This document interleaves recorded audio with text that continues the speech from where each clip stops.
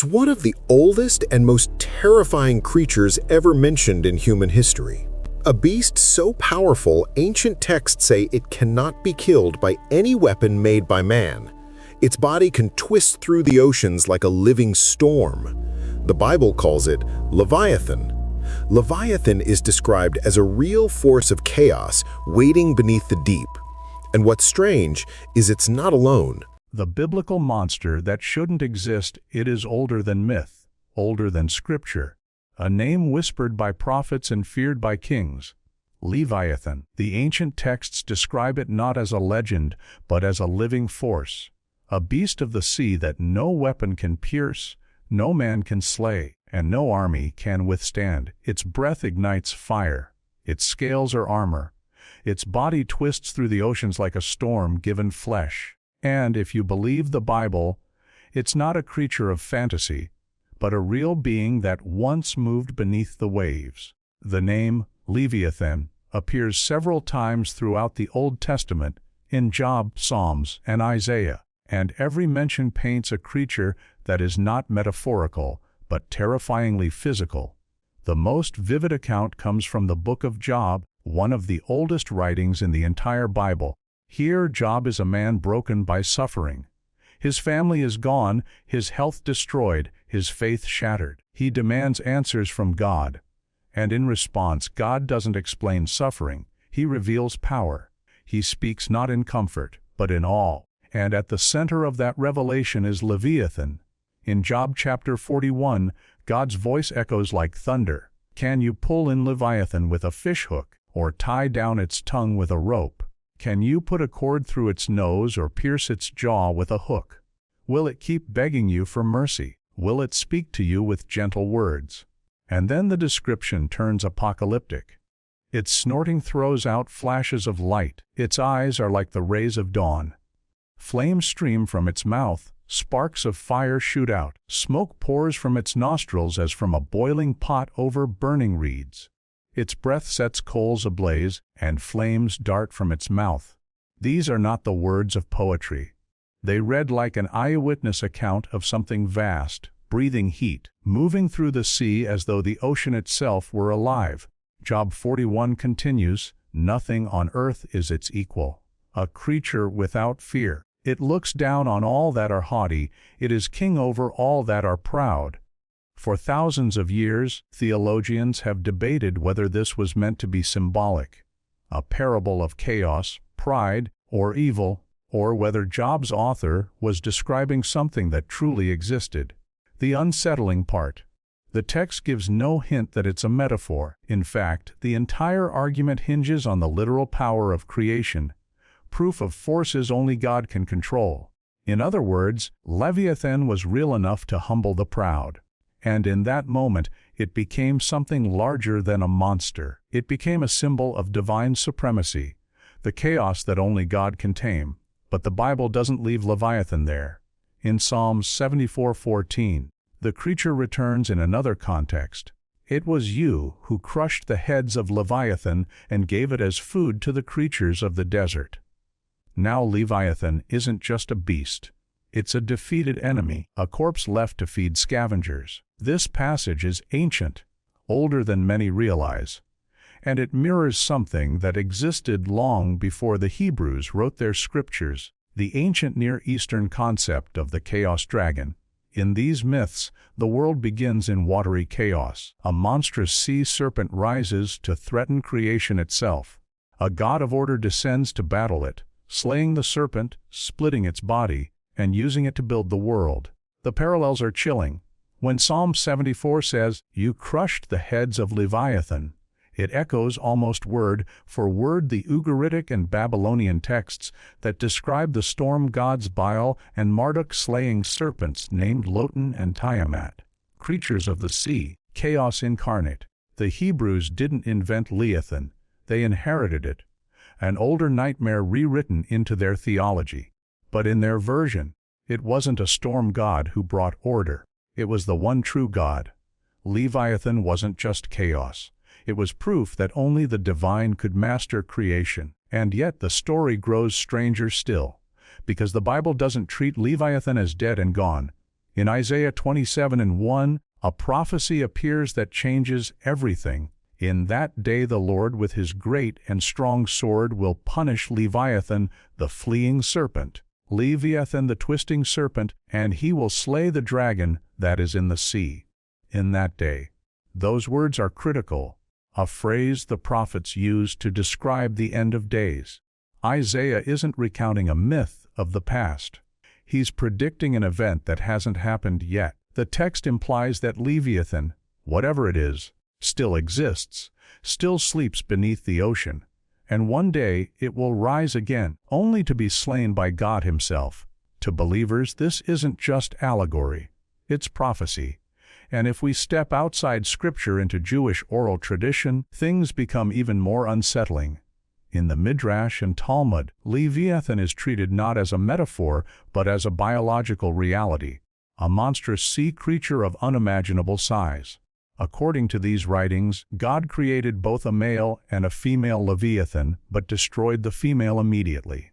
Why? Because if they had reproduced, their offspring would have consumed the entire world. Only one was allowed to live, the male, preserved in the depths until the end of time. In that final age, the rabbis say, God himself will slay Leviathan and prepare its flesh as a feast for the righteous. Its luminous skin will be stretched across the heavens to create tents for the holy and the shining walls of Jerusalem. This wasn't a parable. It was a prophecy told with the same seriousness as the coming of the Messiah. For the ancients, Leviathan was not metaphorical chaos. It was physical apocalypse. But here's the question that still divides scholars and believers alike. Why did so many cultures, separated by oceans and centuries, describe the same thing? Because long before the Bible was written, the people of the Middle East, Egypt, Mesopotamia, and even the Arctic North all told stories of a serpent beneath the sea. Some called it Lotan, some Tiamat, some Jörmungandr. But the pattern was always the same. A god of order fighting a dragon of chaos. And across the world, humanity remembered the sea not as a symbol of peace, but as the gate of the unknown, a place of fear, depth, and monsters. So the question remains, was Leviathan a myth or a memory? Because even in Job's time, the ocean was a mystery no man could master. What lived below the waves was invisible, infinite, and often deadly. Giant whales breached from the dark. Massive shapes moved beneath the surface. Sailors watched as waves rose higher than mountains, swallowing ships whole. To the ancient world, that was Leviathan, the untouchable power beneath creation. But modern readers find something else there. The imagery of smoke, fire, and impenetrable scales. Could it describe something volcanic, something natural, something misunderstood? Or was it literal? A biological entity that once ruled the deep. Every age finds its own answer. For the theologian, Leviathan is sin or Satan. For the scientist, it's fossil memory, an echo of prehistoric beasts. But for the ancients, it was something much simpler, a fact of existence, the proof that chaos has a body. And if Scripture is right, that body still waits in the abyss. Because the Bible doesn't end Leviathan's story, it pauses it. In Job, Leviathan lives. In Psalms, it's slain. In Isaiah, it rises again to be killed once more at the end of days. It's not just a monster. It's a cycle, life, destruction, and rebirth. A mirror of creation itself. And if that cycle is real, it means Leviathan's story isn't finished. The prophets believed it sleeps still, far below where light cannot reach, waiting for the appointed hour when the surface breaks and chaos returns to test creation once more. Because in the end, Leviathan isn't just a story about the sea. It's a warning about the limits of man, the serpent across civilizations Lotan and Tiamat, and the war against chaos. The story of Leviathan does not belong to one people or one faith. It is older, deeper, and far more universal than most realize. Long before the Hebrews carved their scriptures, other civilizations were already writing of a serpent in the sea, a monster that coiled through the waters and had to be slain by a god of order. What's chilling is how nearly identical these stories are, despite emerging from cultures separated by thousands of miles and hundreds of years. This recurring myth, the eternal struggle between chaos and order, is known by scholars as the chaoskampf, the battle with chaos. It's one of the oldest narrative patterns in human history, and Leviathan sits at its center. The earliest known version appears in ancient Ugarit, a Bronze Age port city on the Syrian coast, thriving around 1400 BCE. Archaeologists unearthed its texts on clay tablets written in cuneiform, and within those lines we meet Lotan, a seven-headed sea serpent, servant of the ocean god Yam. Lotan was enormous, coiled, and powerful enough to threaten the heavens themselves. Yam, his master, was chaos incarnate, the restless sea that sought to overthrow the divine order. When the gods cried for help, a hero emerged: Baal, the storm god. Armed with thunder, wind, and lightning, Baal confronted Yam and Lotan in a battle that shook creation. The texts describe how he struck the serpent down, splitting its body and casting its remains into the abyss. In triumph, Baal declared his reign as king of the gods, a victory of structure over the sea's infinite disorder. If that sounds familiar, it should. The phrases in those Ugaritic texts, twisting serpent, fleeing serpent, the dragon of the deep, are identical to the Hebrew descriptions of Leviathan in Isaiah 27:1. The linguistic overlap is undeniable. Scholars believe the ancient Israelites knew these Canaanite stories intimately. When they wrote of Leviathan, they weren't inventing a new monster. They were reframing an old one through the lens of their own theology. But the pattern doesn't stop in Syria. Travel further east, into Mesopotamia, and the same story unfolds again, this time on a cosmic scale. In the Babylonian creation epic, the Enuma Elish, the primordial goddess Tiamat rises from the endless ocean. She isn't simply a sea creature, she is the ocean, the embodiment of chaos itself. From her salty depths come the first gods, but when they rebel and disturb her peace, Tiamat's wrath is boundless. She creates an army of monsters, serpents, dragons, and scorpion men, and declares war on her own children. To stop her, the younger gods choose a champion, Marduk, the storm god of Babylon. He prepares for battle with a bow, net, and the four winds. The tablets describe the clash with haunting imagery, the sea boiling, the heavens shaking, and the winds tearing at Tiamat's vast, scaled body. When Marduk finally strikes her, he splits her corpse in two. One half becomes the sky, the other the earth. From the death of chaos, the world is born. Sound familiar again? It's the same structure we saw with Baal and Lotan, and the same structure echoed later in the Hebrew Psalms. It was you who crushed the heads of Leviathan and gave it as food to the creatures of the desert. What we're seeing is not coincidence. It's a lineage. A myth passed down through generations, reshaped with each retelling, but always preserving the same heartbeat. A god of order defeating a serpent of chaos. Now turn south to Egypt, and the pattern resurfaces under a new name, Apophis, or Apep. Every night, as the sun god Ra sailed his solar barkie through the underworld, Apophis, a colossal serpent of shadow, rose from the abyss to devour the sun and end the cycle of life. Each dawn was proof that Ra had triumphed again, and every night the battle would begin anew. To the Egyptians this wasn't metaphor, it was cosmology.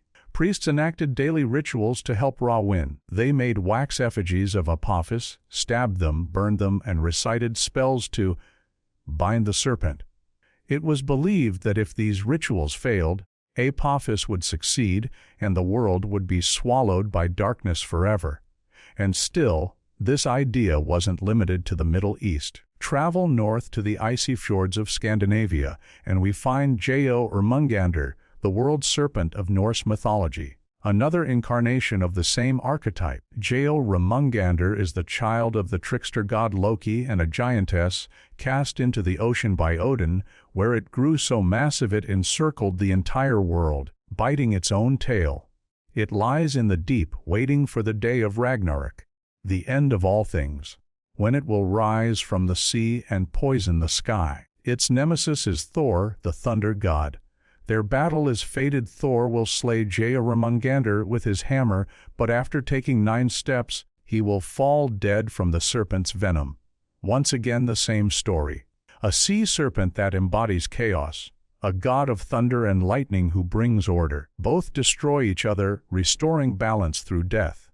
And in the east, far beyond Europe's horizon, the same image coils again. In the Vedic hymns of India, the storm god Indra slays the dragon Vritra, who hoards the world's waters. Indra strikes him with thunderbolts, releasing the rivers and restoring fertility to the land. It's the same language, the same moral geometry. The serpent blocks life, and the storm god frees it. Across time and geography, from the sands of Egypt to the snows of Norway, the pattern never changes. Chaos is a serpent, order is a storm. Creation itself is born from their collision. So what does this mean? How could such distant cultures, separated by oceans, mountains, and millennia, tell the same story? The academic answer is that myths evolve from shared human psychology. The ocean represents the unknown, the uncontrollable, the eternal threat to civilization. The serpent, with its twisting, coiling body, becomes the perfect symbol of that fear, a shape that moves unpredictably, both mesmerizing and deadly. The storm, meanwhile, symbolizes the human need for control, the power of leadership, kingship, and divine order. The chaoskampf, they say, is just humanity projecting its struggle to impose meaning on a chaotic world. But not everyone agrees. Some researchers, and even a few scientists, suggest something bolder, that these stories might not be coincidences of imagination, but memories of something real. What if, they ask, the ancients didn't invent these serpents? What if they saw them? The fossil record gives weight to the possibility. Massive marine predators once ruled the seas. Creatures so large that their shadows could have inspired entire religions.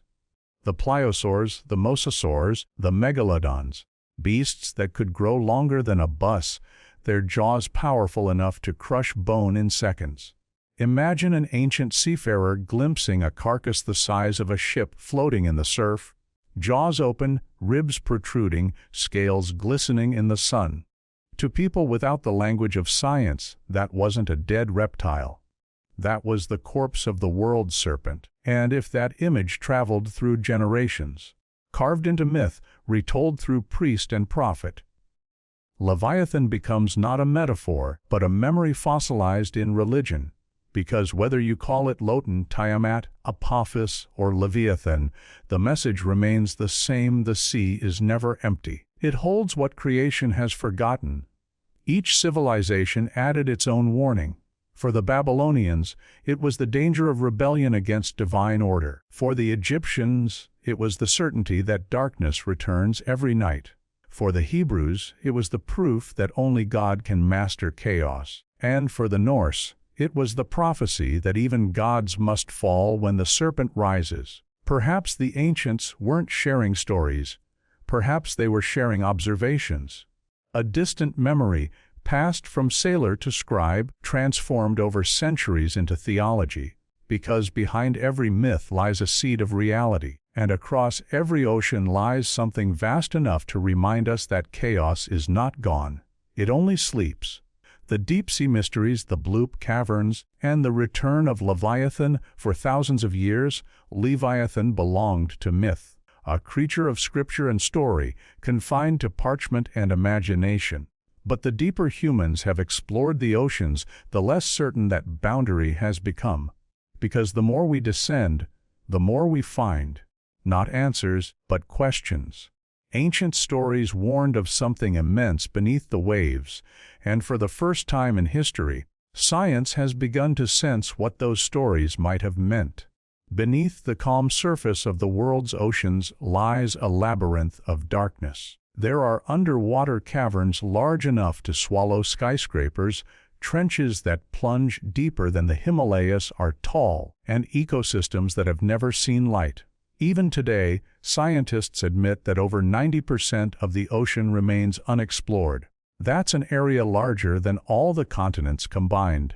A realm that might as well be another planet. So when ancient texts speak of the deep, of the abyss, of a creature that dwells beneath the foundations of the sea, it's hard not to feel a strange echo, because even now, in an age of sonar and satellites, the truth is that we still have no idea what might be moving down there. Some of the most unsettling clues began emerging in the late 20th century. In 1997, the U.S. National Oceanic and Atmospheric Administration, NOAA, detected a sound that changed oceanography forever. It was picked up by a network of hydrophones spread across the Pacific. Microphones originally designed to track submarines during the Cold War. The sound was unlike anything they had ever recorded. It was deep, organic, and incredibly powerful. A single, rumbling pulse that rose in frequency and could be heard more than 5,000 kilometers away. Scientists nicknamed it the Bloop.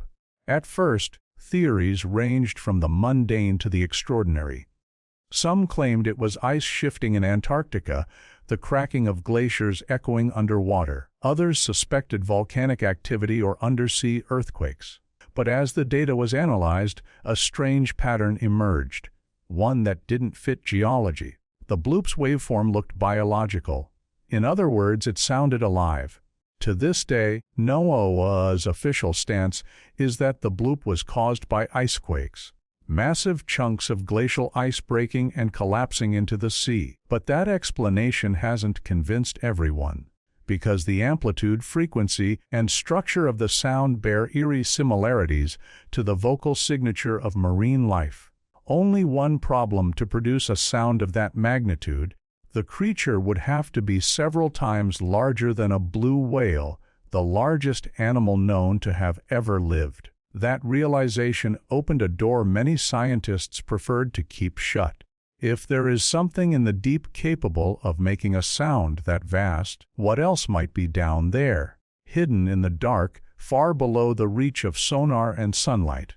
And the Bloop wasn't an isolated event. Around the same time, oceanic researchers began mapping vast undersea caverns using sonar technology. What they found stunned them. Immense hollow spaces buried beneath the seafloor, extending for miles. Some of these caverns were so large that submarines could navigate them.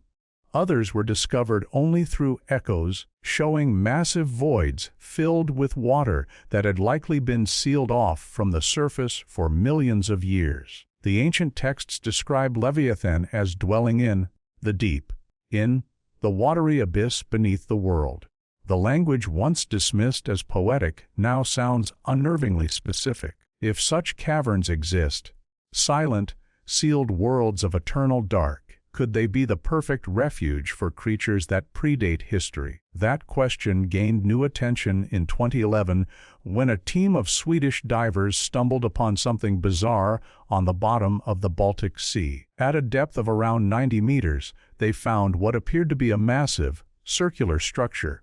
60 meters across, flat on top, with ridged edges and geometric grooves. The object had a trailing path carved into the seabed, as though it had skidded or landed there.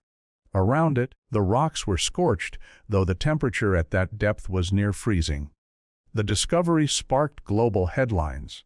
Some called it a crashed UFO. Others thought it might be a glacial rock formation. But to a few researchers, the shape and texture looked disturbingly biological, like the fossilized remains of something colossal that had risen from or sunk into the sea. And the coordinates. They lie not far from one of the world's largest undersea cavern networks. The deeper you look, the more the myth begins to whisper through the data. Across the Atlantic, the Bermuda Triangle continues to defy easy explanation. Ships vanish, aircraft disappear, compass readings twist. Many of those cases have been solved: rogue waves, methane eruptions, magnetic interference. But not all, and some of the deepest sections of the triangle contain fissures, cracks in the seafloor that drop into cavern systems scientists still can't map. If something massive lived in those black corridors, it would have an entire kingdom untouched by light or time. But perhaps the most haunting question isn't whether such a creature exists now. It's whether it ever truly disappeared, because the fossil record shows that for most of Earth's history, the ocean was ruled by monsters.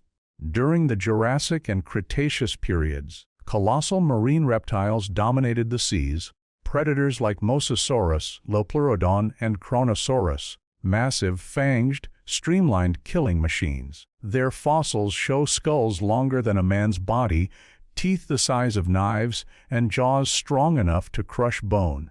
They were real. They hunted whales and each other, and some of them grew to lengths exceeding 15 meters.